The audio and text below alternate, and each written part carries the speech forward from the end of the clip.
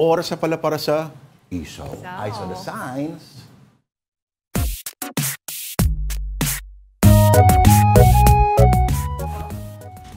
Alright, ito po ang I Saw the Signs.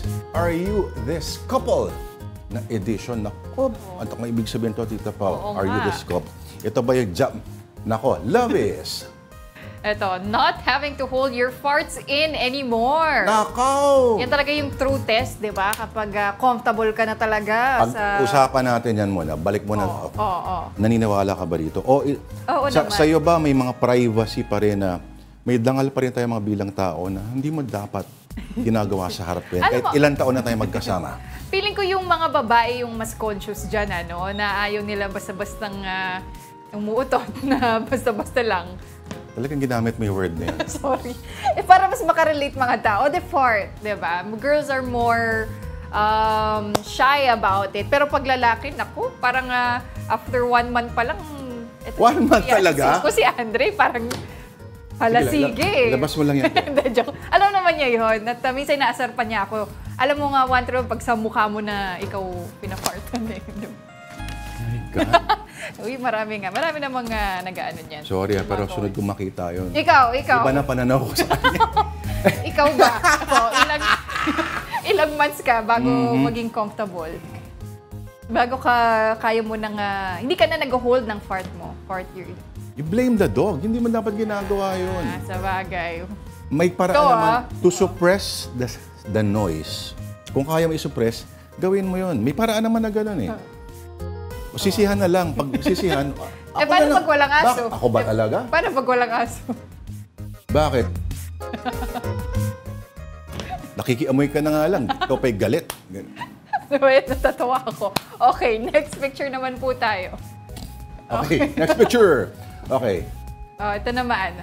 Tell me you love me on my Facebook wall so everyone knows how much you love me. Nako! Ito ba yung, ito na yung basehan makabagong edisyon ng PDA? Oo. May PDA pa rin naman, pero parang mas naging importante na to lalo na sa mga Gen Z, no? Yung mga bata na kailangan na hard launch ang What is hard launch? Ay, hindi mo alam yung hard launch. Tanda na ako eh. Ano yung hard launch? At may soft launch, may hard launch. Ang soft launch, okay, alam ko yan sa mga tindahan. Soft opening. Pero ginagamit mo yung ginagamit na rin yan sa partner pag may bago kang dinedate, may bago kang boyfriend or girlfriend.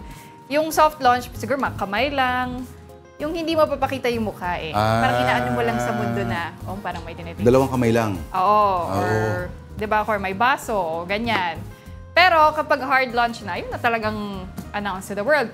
And some people, syempre, yun na yung basehan ng ano nila, na hindi mo ako piniflex sa kaibigan mo. So, medyo nagiging, na rin yan ng pag-aaway, nagiging cause ng pag-aaway. Parang kinahiya mo ba ako?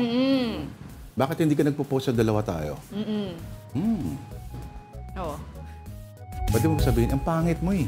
Kinahihiya kita. Uy, ang ano naman nun, sakit ang harsh. Nun, ang harsh. Ang harsh nun. Parang, sorry. Natatawa ka na lang. Oo. Pero, okay. Ano bang protocol dito? Meron bang, sorry, I think, kailangan, meron magsulat ng mga manual for behavior sa ganito. Para sa mga tulad, mga may edad na, paano ba ito mga hindi sanay sa social media. Ganyan. Pakiramdaman nyo na lang yung mga partner nyo. Meron namang sa kanilang mga okay lang, kahit hindi na, pero meron din nga, very particular about that. At the end of the day, di ba, kung saan sila masaya. Kung, okay, nag-hard launch na nga, tapos ang partner mo, nagla-like, halimbawa, ng mga Boracay pics ng ibang mga babae. Katanggap-tanggap ba yun? Depende na lang yan sa babae, kung okay lang sa kanila. Hindi. Kaya nga. Oo. Depende na lang dun sa partner nga. Meron mo kasing iba na secure sila, di ba? At hindi na big deal yon. Pero meron din namang medyo nababastos sila sa ganong gawain. And that's okay also. Pag puro naka-bookmark lahat, Naka-bookmark talaga? Oo, parang red flag na yan. Doon din ako, isang-ayon din naman po natin na yung social media practices natin sa relationship status. Ito, third photo po. Ito, Tatawa ka dyan Ito, you and your girl order the same thing and she still does this. Okay, maraming ganyan. Guilty na rin Ano po yan? ako Sorry, hindi dyan. ko na-gets. Pareho na nga kayo ng order. O sabihin mo, ano ba to, pasta. Pero kukuha pa rin dun sa order nung partner mo. Hindi ba katakawan na yan? Wala lang, titikip Nakakahiya lang. na. Parang napakapatay gutom Hindi, naman na daw. minsan kasi ako ngari, uy, parang matabang yung sa akin. Patis nga ako nung sayo. I-taste mo lang kung pareho yung luto. Yun lang talaga yun? Pwede rin namang matakaw din talaga. Or walang Para- walang lambing involved yan? Wala eh. Parang, o baka nga, para tinitira pa niya yung pagkain niya, kuha na lang siya dun sa partner niya. At pareho kayo na in-order. Pareho nang in-order. Pwede rin, madalas din pag iba yung order, pag, di ba, mas masarap. Uy, patikim nga ako niyan. Uy, mas masarap yung sa'yo, palit na lang tayo. Marami rin nga. Sa una lang yan. Pag Sa una lang yan, susunod yan. Hindi, Manigas akin ka. to. Ikaw ba magbabayad? Totoo yan Manigas ka. Hindi, totoo yan. Order ko ng sayo. Oo. Sorry ka. Tapos, ito pa. Umorder ka na, hindi mo uubusin. Oo, narinig mo na ba yan? Nakarinig ka na Oo, nakarinig na ako niyan. Oh, pero masaya naman yung mga lalaki pag ganun kasi more for them. Diba? It's gonna go straight to your thighs.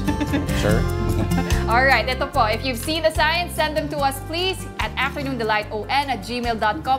Naka-flash po yan sa inyong mga screen para ma-feature po yan dito sa Afternoon Delight. Parang awa niyo na